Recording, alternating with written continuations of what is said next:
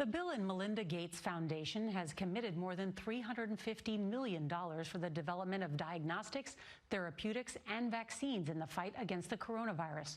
Earlier today, I asked Bill Gates what he makes of the results coming out from those early vaccine trials. We don't know if these vaccines will work. We don't know if they'll work to avoid deaths. We don't know if they'll work to avoid transmission. That's why we're working on so many first-generation vaccines. How do we know if these vaccines are working?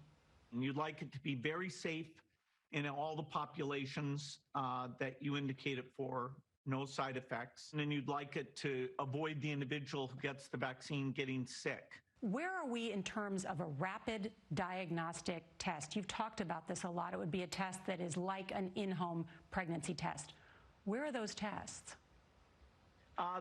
In the next 2 to 4 months, some of those tests will get approved. Now, they won't be as accurate as the PCR, which is a molecular test.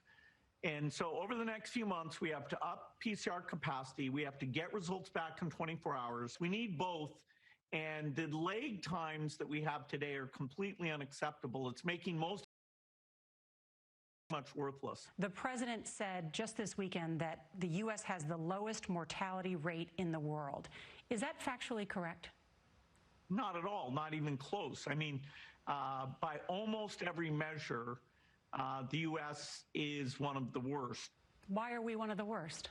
We actually had criteria for opening up that said you had to have cases declining, and we opened up with cases increasing. We have schools all in the midst of this decision about how to get kids safely back into the classroom or whether to learn totally online. How can we do it safely?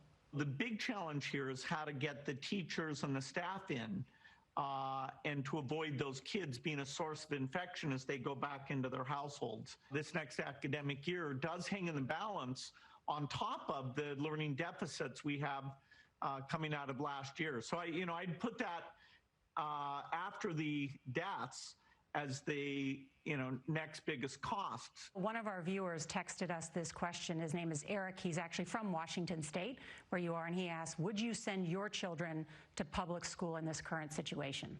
If a school is being careful, then yes. Now, if they live in a multi-generational household, where you have old people that they're exposed to, you have to look how hard would it be for you to reduce the grandparents' exposure to those kids. We do need to remember it's mostly the transmission into the older people that drives these, really horrific deaths per day. Bill Gates, thank you so much for joining us and for all of the information. We appreciate it. You bet. Thank you. And you can see more of our interview online at cbsnews.com, including Gates's response to a debunked claim that he wants to use a vaccine to implant microchips.